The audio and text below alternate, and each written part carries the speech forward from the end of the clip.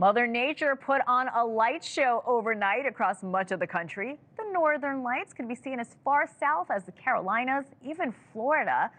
Sights like this are usually reserved for those in Canada and the far northern reaches of Michigan and New England. While a solar storm is providing a very pretty backdrop, there are also some dangers that come along with it. Let's bring in NewsNation's Caitlin Becker. So Caitlin, good morning. The NOAA, National Oceanic and Atmospheric Administration, for our viewers that may not know, is calling this a G5. I believe that's the highest it can go. So what does it mean? It does sound intense. We're not DEFCON 1 or anything here, but a G5 is the highest extreme ranking that the Space Weather Prediction Center can give. Now, the images here are absolutely stunning, but the impact is far greater than just a pretty sky. Communications along the HF, UHF, and VHF bands could all be affected. Now, those are frequencies used for things like ham radios or aviation. Satellite navigation and GPS systems could also be impacted, so keep that in mind when you're driving. Power grids may also fail due to the strength of the solar storm.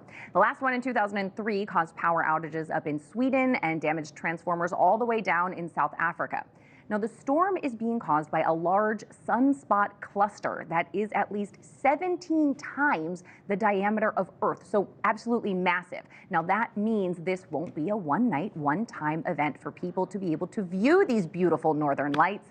These pictures sent to us from Arlington, Washington, are from our border reporter, Allie Bradley. She got these from her family right here. Look at how incredible this is. I mean, it doesn't even look real. No. Now, residents as far south as Florida and Alabama were able to see the aurora last night. The lights won't be as prevalent tonight, though, but you can still see it. Cities like Seattle, Minneapolis, Detroit, and Boston will still be getting a light show for the second consecutive night. Now, those south of the far northern tier of the country are going to be out of luck, I'm sorry to tell you, but the lights didn't just come down from the North Pole. Even below that, the southern lights were also in view in places like Argentina, Peru, and Australia. You're right. It doesn't even look real, Caitlin. We're used to seeing NOAA and the National Weather Service issue warnings for tornadoes and hurricanes. You've actually covered it on this show. But how is this type of solar storm warning different than everything we've seen in the past? Well, Hena, it's really completely different. For one, these warnings are largely just not meant for the public. It's not really for you and me. There's nothing to take shelter from or necessarily prepare for on our end.